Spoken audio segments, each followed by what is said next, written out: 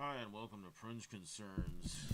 I am your host, Goel of Investigations and Ritual Abuse, Fringe Concerns, Government Sex Predators, Church Tricks Predators, and Anti-Tribe. And today we're talking about your remote controlled life and smart dust. So, without further ado, I have in front of me, up in the right hand corner of the screen, my right, U.S. patent number 11,354,666B1.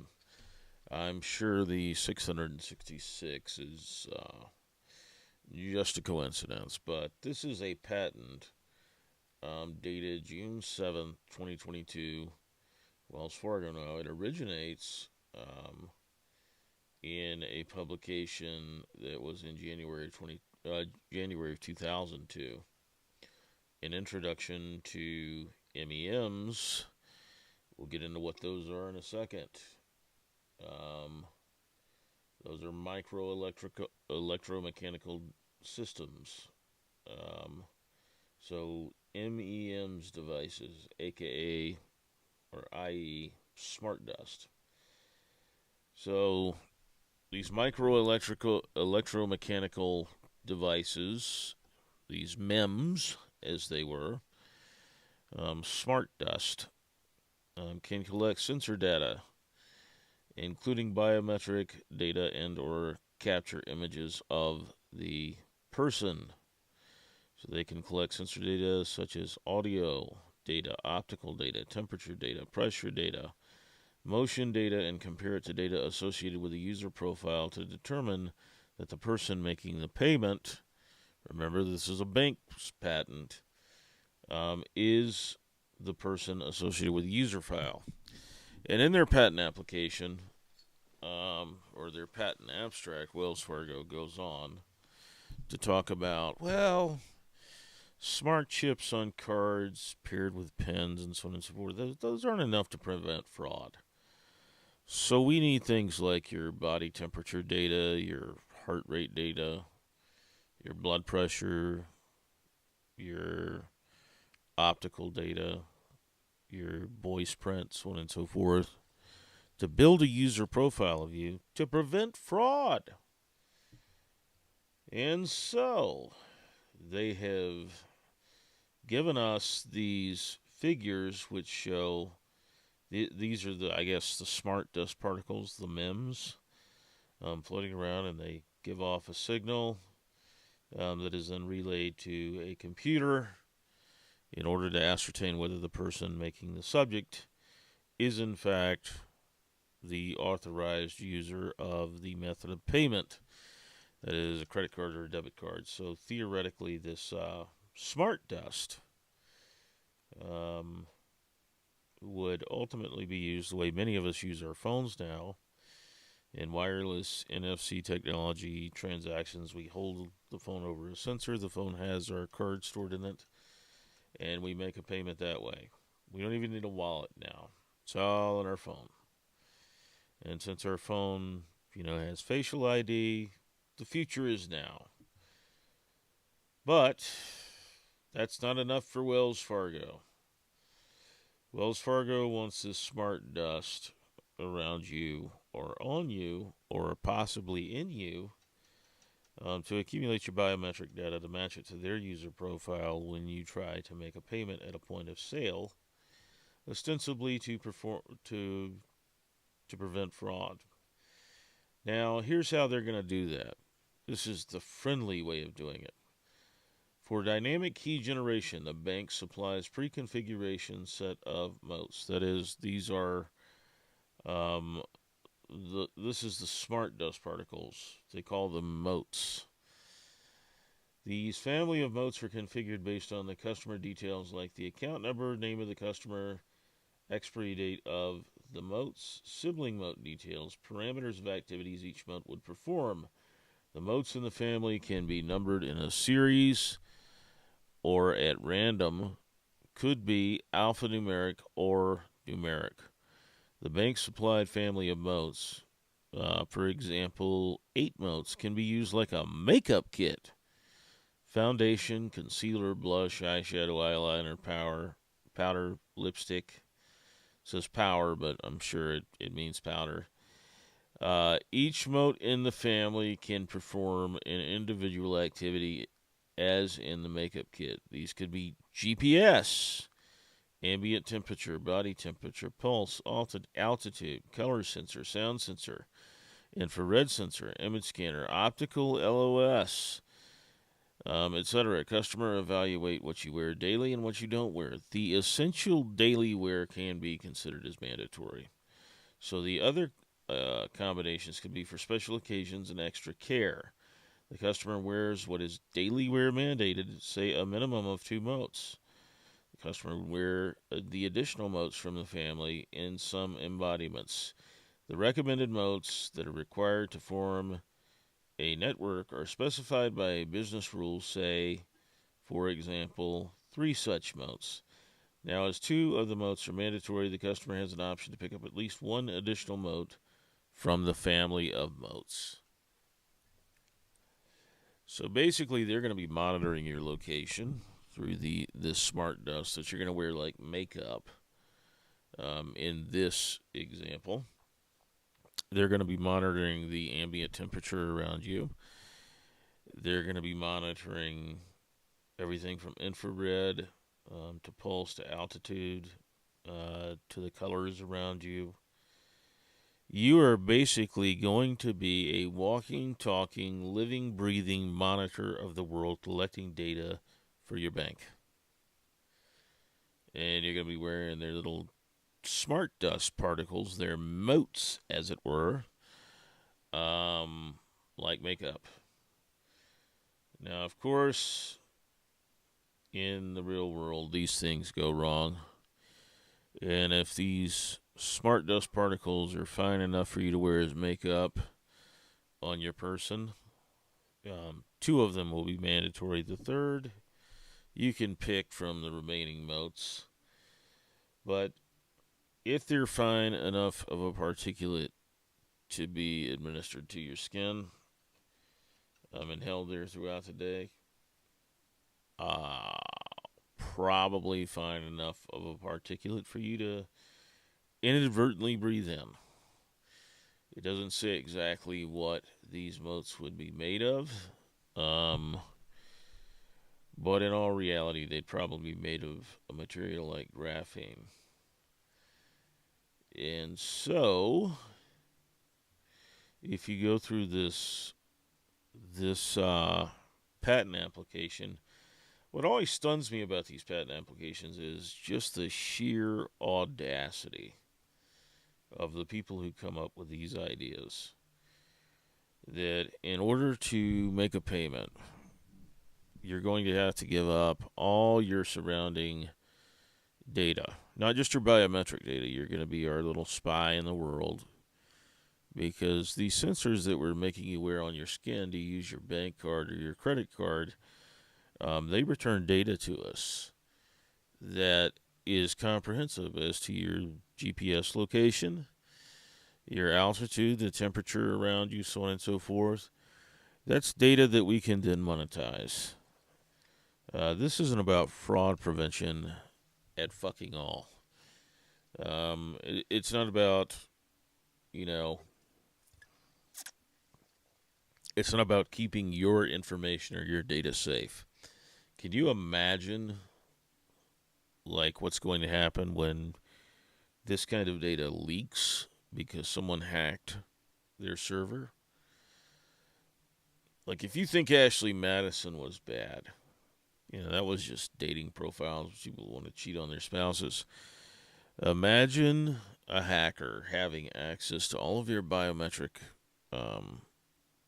information about your heart rate, your body temperature, your blood pressure, your biometric data as far as like your eye as a kind of fingerprint, so on and so forth. Imagine all of that information being cross-referenced with your location and the ambient temperature around you, the environment around you at the time. Imagine all of that information together, because that's where this is headed. And then when it gets hacked, and it turns out you were somewhere that maybe you don't want people to know you were there, uh, all that information is out on the internet, leaked, much like those Ashley Madison files were. Of course, you may not be cheating on your wife. You may be a victim of domestic violence visiting a divorce lawyer's office. You may be a sexual abuse victim going to the police department, so on and so forth. I mean, there are any number of theoretical ways that this technology could be misused and abused against the people who are forced to utilize it by banks like Wells Fargo, who are going to license this out to other banks. No doubt if they can ever implement it. But the reality of it is, those are the civil liberties risk. The fact that your privacy will be further obliterated.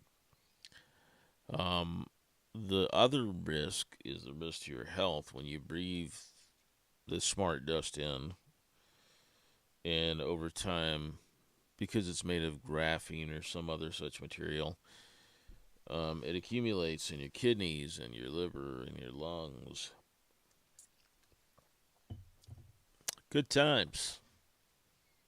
Good fucking times. I mean, we're already seeing what happens when you don't disclose the presence of graphene in an emergency use authorization drug like the mRNA therapies that were used or sold to the 5.5 billion people around the world as a COVID vaccine, which didn't prevent the transmission of COVID, didn't stop you from catching COVID, didn't stop you from having a really bad experience with COVID. In fact, arguably made it worse based on the data. And of course, it was accompanied by all these turbo cancers and myocarditis and fertility issues and miscarriages. I'm sure Wells Fargo means well.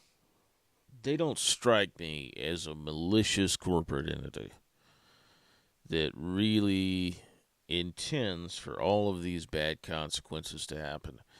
They don't strike me as that at all. They strike me as benevolent. I don't want to get banked. I mean, they're not my bank, but I understand, banks are all in the same boat. The reality of it is, we're living in a time where Luigi Mangione is looking like a fucking saint. Looking like he had the right idea.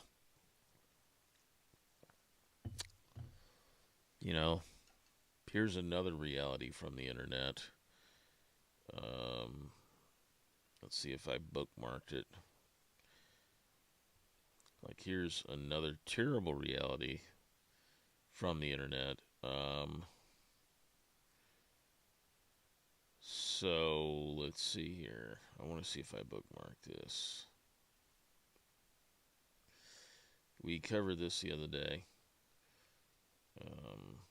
Remote modulation of cellular activities using ferritin nanoparticle compositions, which utilizes radio frequency waves to stimulate injected nanoparticles inside the body, enabling remote control management of cellular function. So basically, you're going to be injected with these nanoparticles, and they're made of iron oxide, hence ferritin. And they're going to apply temperature that excites, or they're going to apply radio frequency waves that excite these particles and raise the temperature to something like 44 degrees Celsius, which in turn induces your cellular pathways to produce more like proinsulin and so on and so forth, which eventually is converted into calcium-dependent insulin, the useful insulin that moderates your blood glucose. That's the theory anyway. Of course, if you really want to fuck with somebody, you just induce more and more proinsulin production through these ferritin nanoparticles, and you induce hypoglycemia. That's what Klaus von Bülow allegedly did to Sonny von Bülow.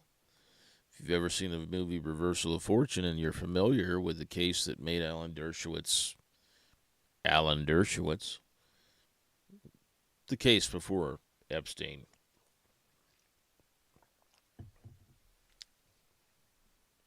The reality of it is there were a lot of people who talked about that patent.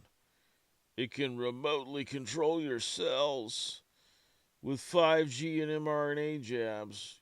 Rockefeller U.S. patent confirms it. The global elite's plans have been blown wide open. Does the patent registered in the name of Rockefeller University spell the end of humanity's biological independence? Oh, honey. The end of that independence happened a long fucking time ago. Like, it happened a long time ago.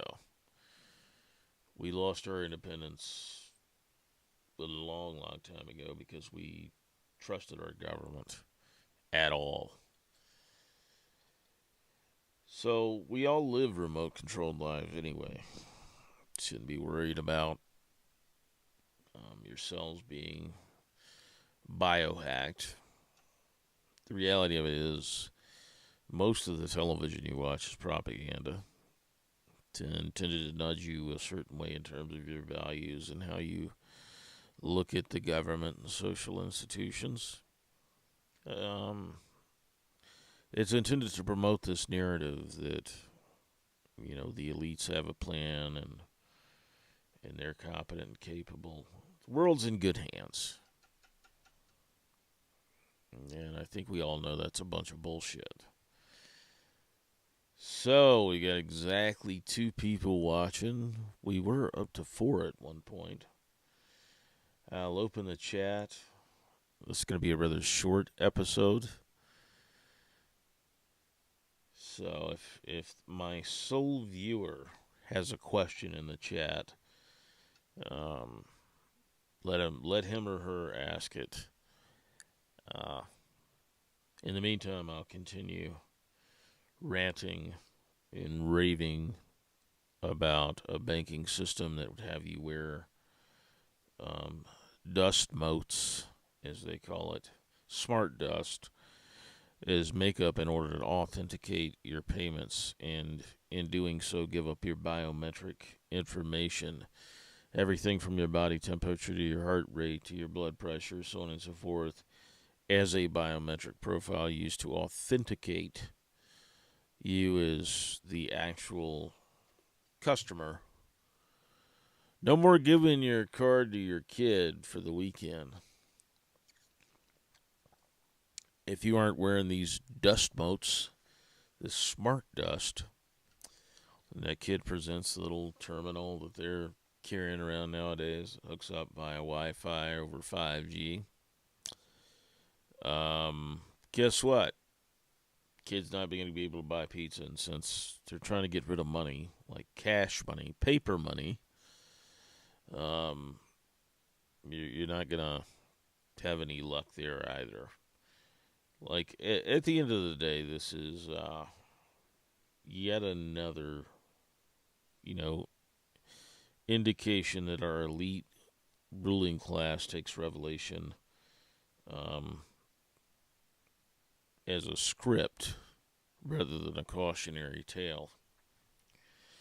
And so our world, most of us are being pulled in multiple directions at once by a bunch of fanatics who want the end of the world to be upon us. They want to usher in the return of Hashem or the Mahdi or Jesus Christ, whatever their flavor of the day is. And they don't care about the human consequence. In fact, nothing is more disturbing than how gleefully Christians are when it comes to their enemies going to hell. Nothing's more disturbing than that. These patents are the means by which they intend to bring about a mark of the beast system. That's obvious. They're going to make it to where you can't buy and sell unless you're doing something ridiculous like applying this smart dust um, in the form of makeup or cologne or whatever. But it's going to be the way that you authenticate your financial payments from here on out. It's also going to be um, the way that they monitor your location and your surroundings at all times. You are going to be a walking, talking surveillance tool. So this isn't about fraud prevention. It isn't about financial payments. It is about the accumulation of data. It's about using you as a walking, talking surveillance tool. Um, it's about accumulating a biometric profile of you and all of your data about your heart rate, your blood pressure, anything and everything that they can hoover up. And the good news is corporations and the government, they build haystacks to find needles. So they're still fucking inept, which is why they botched their attempt at the end times with COVID. It's why they're going to botch any number of other attempts to bring about the end of the world because, well, they're just not smart enough to, and they know it. They know that they're not smart enough to do so without imperiling themselves, which is why we don't have a bunch of nukes going off. I know that's a small comfort to you, but these people don't want to die. The same as you and I. They enjoy being alive, and why not? I mean, this world has its violent delights. This is Goel of Fringe Conspiracies. If you want to look this patent up and you want to see what I'm talking about, you can Google 11 million, let's see, 354,666 B1. It'll be on Google Patents. And it ultimately provides you an insight into how banks are thinking about payment authentication in the future. And if they could convince the rest of us to adapt this technology now, they would. Unfortunately, it's a little too fucking creepy for most people's taste. And of course, you're not going to wear this smart dust like a makeup if you're a dude. That's, might be why they're trying to play around with gender identity, but whatever the case may be. Scoel, this is Fringe Concerns, Conspiracy as Realities. This Monday, April 27th at 6:26 in the morning. We'll talk to you later.